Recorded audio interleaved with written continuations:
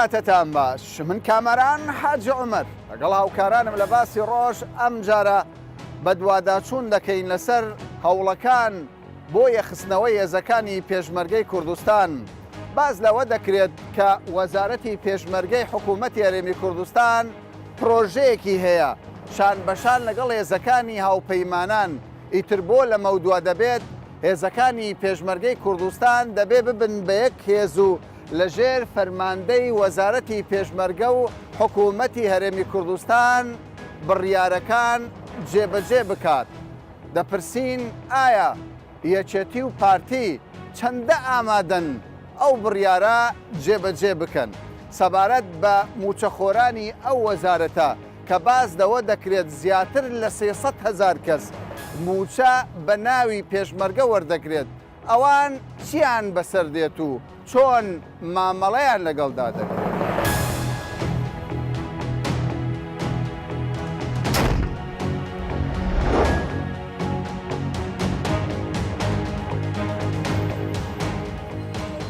سەبارەت بە هێزی پێشمەرگە تۆکو هاوڵاتێک پێت باشە هێزی پێشمەرگە لە دەستی حزبەکان بێت یان لە دەستی وەزارەتی پێشمەرگە بێت؟ حتا بکرێتن لە دەست حکوومەت بی باشتر نەک پێشمەرگەکە کەس و هەر حزب و بەلایەنێکی ڕای بچێشیتن بەلای خۆی. فکرێکی زۆر باشە ئەگەر بکرێ ئەگەر بتاندر دەسەڵاتەکانی لە دەست حکوومەت بی نەک لە دەست حزب بمینێ. بۆ دەڵێ ئەگەر بکرێت پێ دوایە حزبەکان قبول ناکەن؟ تەوەقع دەکەم محاولات کرابیتن نەکرێتن ئەمما لەمە بەردونیا گۆڕایە سیاست گۆڕایە دەکرێ ناکرێ نازان بەس ئینشاڵڵا دەکرێ. تۆ لەگەڵ ئەوەی پێشمەرگە سەر بە حکوومەت بی حکوومەتی هەرێمی کوردستان یان حزب بەڕێوەی ببە؟ نا پێم باشە سەر بە هەرێم بی ینی حکوومەت بەڕێوەی بی لەبەر ئەوەی چووکە پێشمەرگە لە دەست حزب بێ حزب گەمەی پێ دەکا حزب دەهینی و دەیبا لە بەرژەوەندی خۆی ئیشی پێ دەکا بەس ئەگەر حکوومەت بی حکوومەت لە بەرژەوەندی ملت قسەی دەکا لە بەرژەوەندی ملت هەردەست و دادنیش ئیش پێ دەکا پێشمەرگە سەر بە ملت بی باشترە خزمەتی زیاتر دەبی خۆشەویستتر دەبی. پێت باشە پێشمەرگە لەژێر ئاڵای کوردستان بی یان لەژێر ئاڵای حزبەکان؟ ئاڵای کوردستان بیتنە ئەمە یەک ئاڵامانەیە ئاڵای کوردستانی ئەوە لە قازی محەممەدی هۆلۆ مەمایتەوە. بەخۆی سەرەتا گرنگەوەی خزمەتکردی پێشمەرگە گرنگە سەرەتا چۆن بەدوان خزمەتی پێشمەرگە بکەین ئەو هەمەتە سییاندا ئەو هەمە زەحمەت و ئازارە چێژایە سەرەتا پێویستمانەوێت چۆن خزمەتیان دوای ئەوە جەنابی کاگنەسیر بەخۆ زۆر جاران دەڵێ دەفەرمێ دەوڵەتداری واتە یەک پارچەیی واتە یەک هێز. پێمان باشە هێزی پێشمەرگە لەژێر دەست حکوومەتی هەرێمی کوردستان بێ وەکو دەوڵەتداری یەک بگرتەوە دەوڵەتداری بی.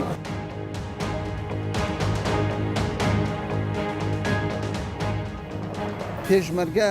لە دەستی حزبی باشە یان لە دەستی حکوومەت؟ هەمووی یەکبوو هەمووی برابی یەک فەرماندەی یەک بڕیار حەبی هەموو لێیان. تۆکو کاسبکارێک چۆن تەمەشای هێزی پێشمەرگە دەکەیت؟ دەتەوێت پێشمەرگە یەک بگرتەوە یەک هێزی هەبی لە ژێر یەک ئاڵابی یان وەکو ئێستا هەر حزبێک و پێشمەرگە؟ وەڵی تەمەن نادەکەم یەک بگرن تەمەن نادەکەم وەڵی تەمەن نادەکەم یەک برن ببنە یەک پارچە.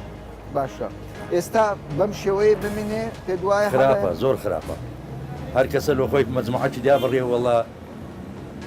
ئەوە هی منە و ئەویش دەرێەوە هی منە و ئەدەبی یەک بگرن ببنە یەک پارچە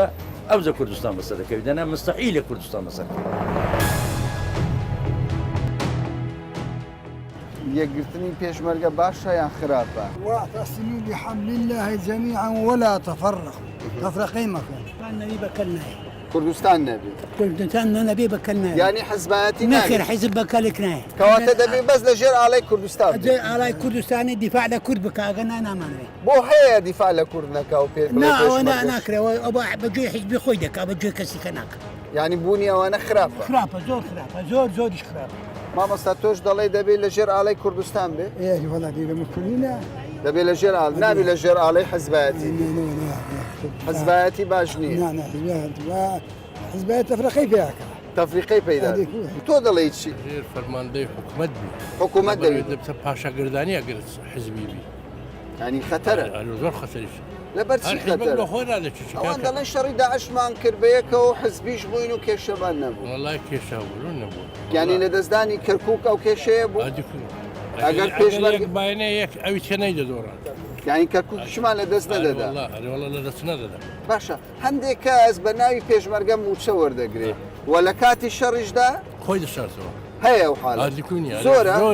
دەبی چاکساز دەبی چاکسازی پێت زەرورە چاکسازی لە ناو وەزارەتی ئەرێ وەڵا بکرێت بکرێت ئەرێ بە تەواویشان نەک بە ئەولا هەندە خۆی بشارتەوە لە پەنا خۆی بنێ ئەویتکە ئەوە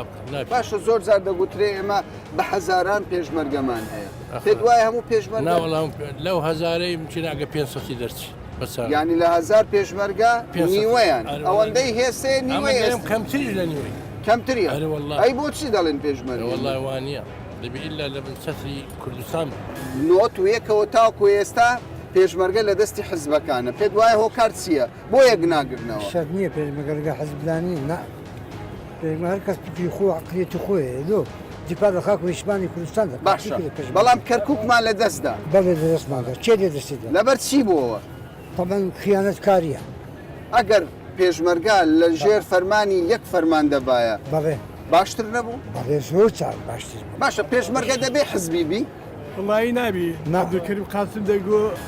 جيش فوق الميول والاتزان يعني هيت استناد نبي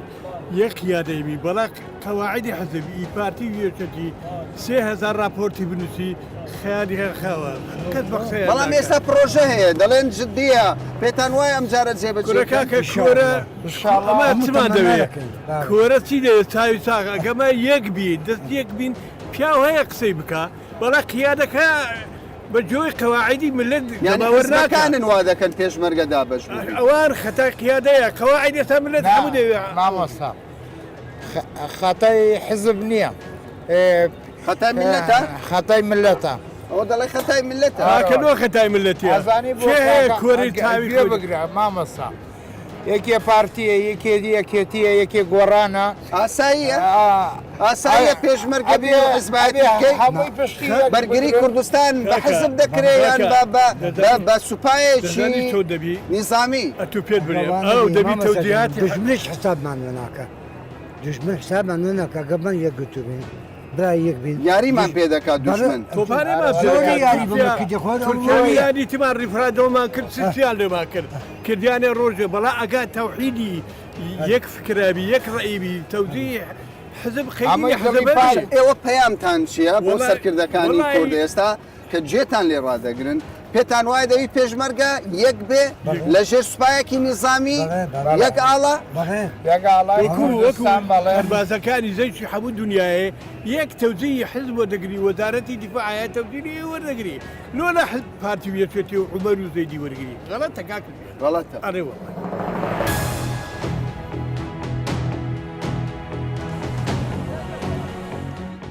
ئەو کاتێک کەرکووکمان لە دەستدا پێت وایە پێشمەرگی حزبەکان بوو وای طبعا ئەگەر یەک لە ژێر یەک ئاڵا و یەک حزب یەک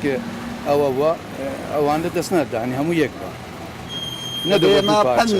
نەدەبوو دوو پارچەکە بۆ دوو پارچە و سێ پارچە هێزمان ئەو هێزە نییە کە بەرگری بکەیت پەیامەت چییە؟ وڵا پەیامەوەی یەک بگرن و یەک بن و یەک هێز و یەک هێزی پێشمەرگەمانە پێت باشە بێزی پێشمەرگە لە دەست حزب بی یان لە دەست حکوومەت بی یەک فەرمان لە دەست حکوومەت بی لە دەست حکوومەت لەبەر چ باشە لە دەست وڵای لە دەست حکوومەت بی هەز بە ئەمان زیاتر باشە توش دەڵێ کاک حاجی حەز دەکەی چاکسازی لە وەزارەتی پێش وڵای ئەگە بە عادلی بڕۆ ئەریوە حەز دەکەی بە عادلی بڕۆ بە عادی درۆ دەرەسەینەکە یعنی هەندێک کەس بە ناوی پێشمەرگە موچە وەردەگری و پێشمەرگایەتیش ناکە لە کاتیش ئەوە حرامە حرامە حرامە دەکرا من حرام داوا دەکەی ئەو کەسانە دەرکرێت داوا دەکەم دەرکرێن لەبەرەوەی جیرانی منە دوانن پێش ئەم گوتینە ئەنگۆ حرامە ئەم پارەی وەردەکرد چ دەکەنەوەە یەکیان دەزانین چێ هەندە ئەوڕەمەندا لەسەر دەڕژێتەوە پارەش وەردەگری وەردەگری پارە بەشداری شەڕەکان ناکە نا بەشداری ناکە نەخێت لە کاتی شەڕەکان لە ماڵ لە مار بووە شەڕیشی نەکردو هەمووکی من کو ئەم چوومە هەراتیم هەروەکی من هەراتیە پێش دەژرێت پێشمەرگەم دەژرێت پێشمەرگەم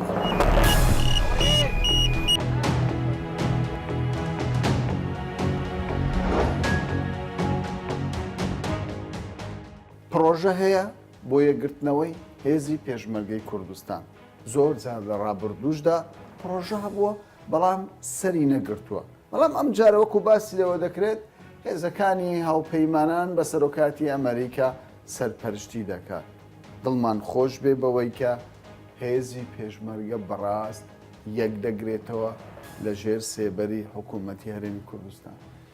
بەێ دڵمان بەوە خۆشترە زیاتر کە ئێمە خۆمان ساحبی مەوزوعەکەینە و پێویستە لە لای خۆمان ئەو ئیرۆدە هەبیتن کە ئێمە لەشکرێکی بەهێز و ڕێکوپێک بۆ کوردستان لەسەر ئەساسێکی زانستی دروست بکەن و ئەو ئیرۆدەش هەیە و ئەمن تەسەورج دەکەم لە حکوومەتی داهاتوودا لە کابینەی نوێم و پاش وەکو بڵێن هەڵبژارتنی سەرروکی هەرێم ئەو بابەتە یەکێکە لە بابەتە هەرە گرنگەکان بە نسبەت ئێمە کە خەڵکی کوردستان و پێشمەرگە وەزارەتی پێشمەرگە بێژگە لەوەی کە هاوپەیمانان یان ئەمریکا چاودێری یان سەرپەرشتی ئەو بابەتە دەکەن باش بەڵام دەگوترێت پرۆژەکە لەلایەن ئەمریکا و پێشنیازی وەزارەتی پێشمەرگە بە تایبەت ئەو دوو حزبە کراوە یەکێتی و پارتی کە ئیتر لەمە دووە نابێ پێشمەرگە لە دەستی حزبەوە پرۆژێکی دوور و درێژە چەند خاڵی لێ جێبەجێ کرایە کە ناوی پرۆژەکە پێشمەرگە لە ئۆیندەدایە ڕاستە بە سەرپەرشتی ئەمریکا و بریتانیا و ئەلمانیا لەگەل ڕێڤەبەری چاکسازی لە وەزارەتی پێشمەرگە کە دامەزرایە ئەو ئیشە ئەکەن و زۆر قۆناغیش برینە و هەندێک ئێستا لە هەندێک خاڵی زۆر گرنگ و حساسدا کار دەکەن و ئەمن تەسەور دەکەم لە داهاتوودا ئەو خاڵانەش یەکلا ببنەوە بڕیار لەسەر بدرێت خاڵێک ئەساسیەکەش ئەوەیە چۆنیەتی ڕێکخستنی هەیکەلیەتی وەزارەتی پێشمەرگە بە یەکەی هەفتە و هەشتاوە و ژمارەی پێشمەرگە کە پێویستی کوردستان پێویستی بە چ ژمارەیەکە چەند پێویستە کە پێشمەرگە لە کوردستان هەبیتن و حکوومەتی هەرێمی کوردستان لە توانای دابیت ئیدارە و بەڕێوەبردننی ئەو قوتە و هێزە بکاتن و ئێستا ئێمە کار لەم قۆناغا دەکەین باش باست لە ژمارەی هێزی پێشمەرگە کرد یعنی ئێستا کە ژمارەی پێشمەرگە هەیە زێدەیە یاخود دەبێت زیاتر بکرد نە بەڕێی من ئێمە ژمارەیەکی زۆرمان هەیە زۆر و بۆریەکی زۆر نەک لە ناو پێشمەرگەدا بەڵکو لە هەموو شوێنەکانی تر هەیە و ئێمە کەوتونەتە ئۆرشەیەکی گەورە وەکو حکوومەتی هەرێمی کوردستان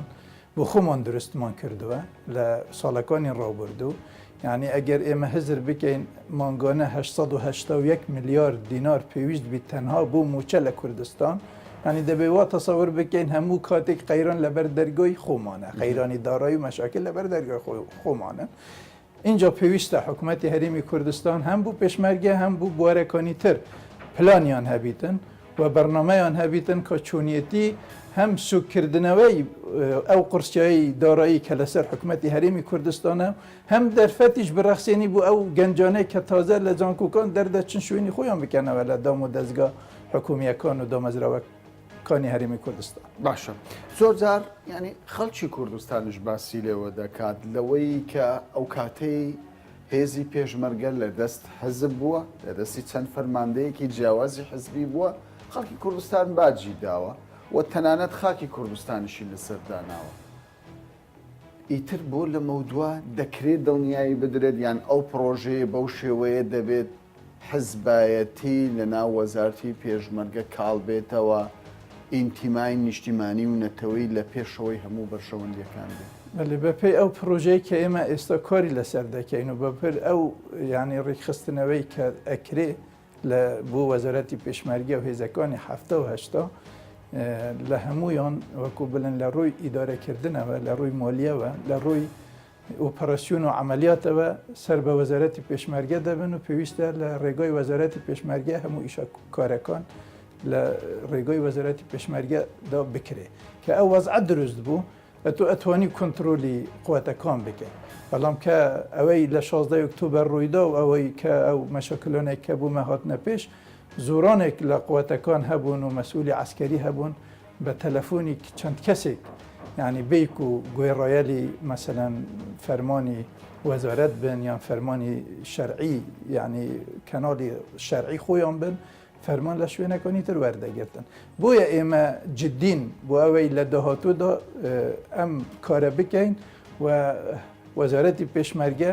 لە ڕێگای وەزارەتی پێشمەرگە هەموو کارەکان و سەرپەرشتی و ئیدارەدانی پێشمەرگە لە ڕێگای وەزارەتی پێشمەرگەدا بکرێت باش بەشێک دەڵێن لەبەرەوەی حزبەکان خۆیان سوودمەند بوونە لەوەی کە پێشمەرگە لە دەستەڵاتی ئەواندا بێ و لە ڕێگەی ئەوانەوە هەم هێز دەستینن هەمیش پارە دەستینن ئێستا ئامادەنین گوێڕایەلی ئەو پرۆژەیە بن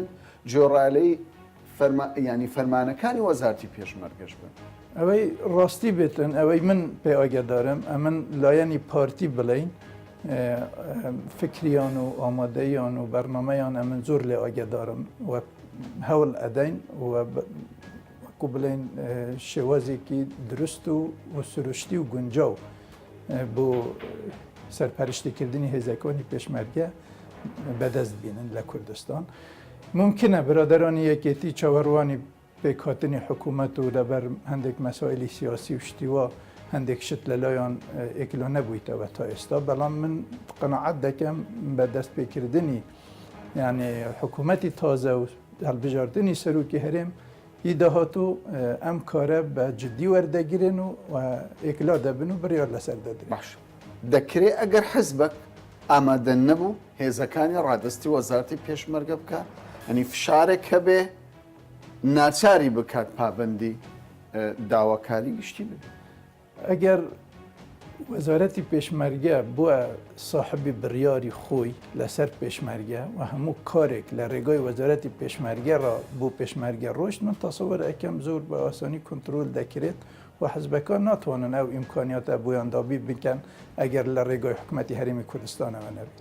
ئەگەر لە سەدایەکدا بنین لە سەدا چەندی هەنگاوەکان بۆ یەخستنەوەی هێزەکان نراوە ئێستا لە کوی پرۆژە 35 خالیەکە ئەتوانم بڵێم 7 پرۆژە بە تەواوی جێبەجێ بووینە چەند پرۆژەیەک ئێستا لە بەردەستمانن زۆر گرنگ و حساسن کە پەیوەندی بە مەوزوعانە هەیە کە هەمووتان لێ سوال دەکەن دایمەن پرسیار لێ دەکەن ئەویش بە تەسەوەری من لە داهاتوودا یعنی یەکلا دەبن و بڕیاری پێویست لەسەر وەردەگرن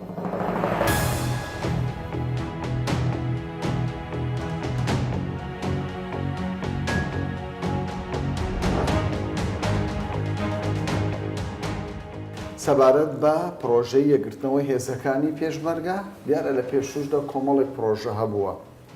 ئێستا چەندە دەرفەتەکە لەبارە کە هێزەکانی پێشمەرگەی کوردستان بە تەواوی یەک بگرنەوە ئێمە لە 2006 دەستمان کرد بە ئامادەسازی بۆ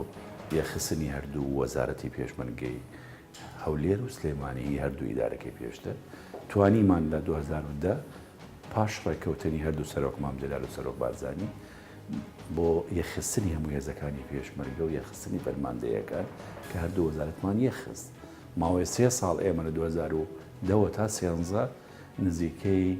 14 لیوامان لەگەڵ دیوانی وەزارەتی یەخستۆ کە ئێستەی هەیە لە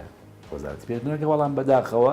لەبەر هەندی کار کە نامەوێ باسییان کەم ئێستا هەندێکی پەیوەندی بە شەڕی داعش و هەندێکی بالومەرجینە و کوردستان و هەندێک بە بوجەوە هەیە لەبەرەوە پرۆسەکە وەستا ئێستا جارێکی تر مەسەلەی یەخستنی پێشمەرگە بۆتە پرۆژەیەک لە ناو پرۆژەی ڕیفۆرمی گشتی پێشمەرگە لە ئایندەدا پرۆژەی وەزارەتی پێشمەرگەیە یان وەکو دەگوترێت پرۆژەی هاوپەیمانانە بۆ وەزارەتی ئەمەش باڕوونکەمەوە باش زیاتر دیارە تەنها پرۆژەی هاوپەیمانان نەبوو ئێمە لە وەزارەتی پێشمەرگە ساڵی 2017 بەڕێز جنابی وەزیر ئێمە ڕاستپاردووک و ئەمینداری گشتی کە کارنامە بۆ وەزارەتی پێشمەرگە ئامادەکەینە ساڵی 2017 بۆ بەرنامەی ئەو ساڵە ئێمە پرۆژەیەکمان ئامادە کرد لە 7 خاڵ و پەسەند کرا لە ئەنجومەنی بەرگری وەزارەتی پێشمەرگە ئێمە ئەمیندارەتی گشتی ئامادەمان کرد دوایی ڕاوێژکارانی ئەڵمانیا و ئەمریکا و بریتانیا 3 پرۆژیان تەقدیم کرد بۆ وەزارەت ئێمە هاتی لژنێکی باڵامان دروست کرد ئەم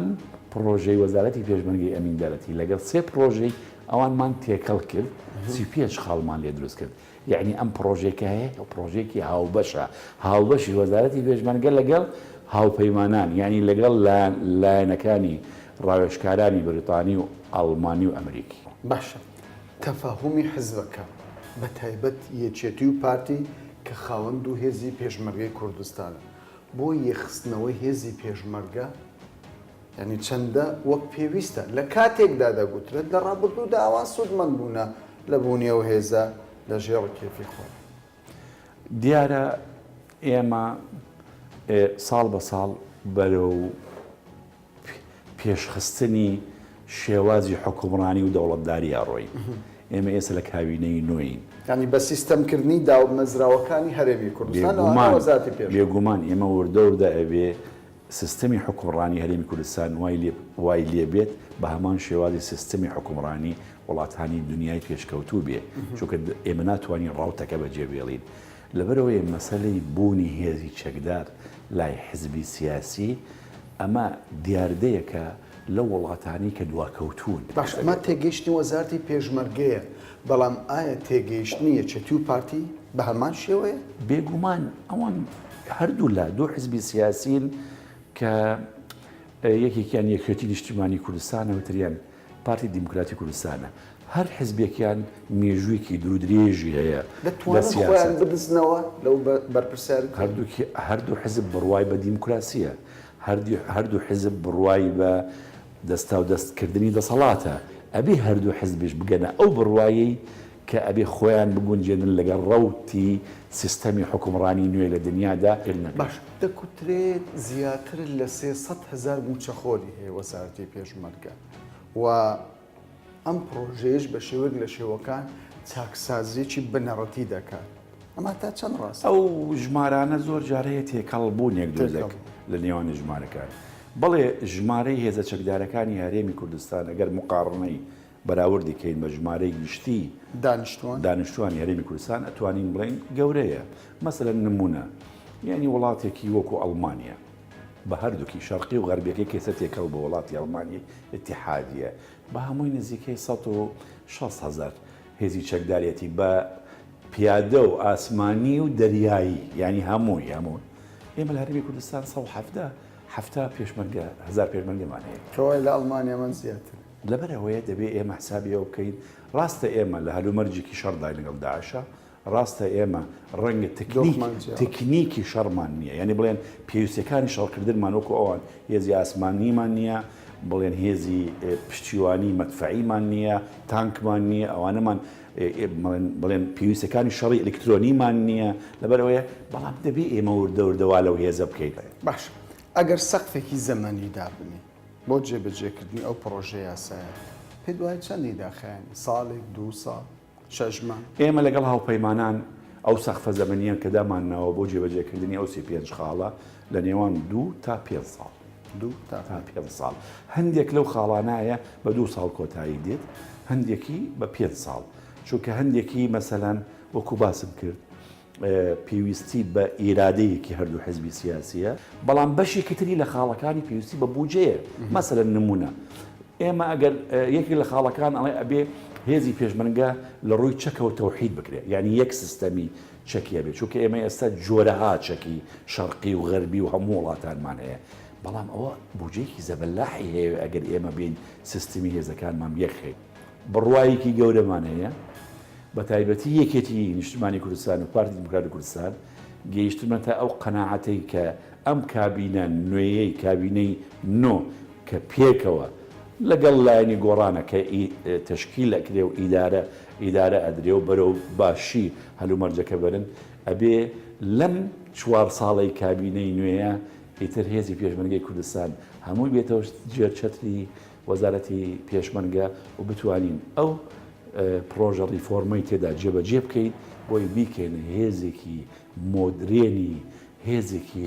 دەوڵەت هێزێکی وەزارەی پێشمەرگە من لەگەڵ ئەو وشەیە نیم کە زۆر جار ئەڵێن بیکەینە هێزێکی نیشتیمانی هێزی پێشمەرگە هێزێکی نیشتیمانیە لەبەرەوەی ئەم نیشتیمانەی زمانی خۆی لە دەستی سەدام ڕزگار کردووە و ئەو نیشتیمانەی لە داعش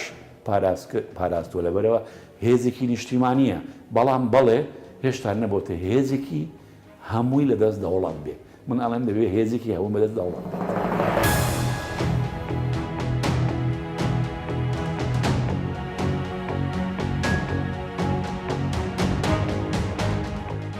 خەڵکی کوردستان کە هێزی پێشمەرگەی کوردستان بە سیمبول و سەروەری خۆیانی دەزانن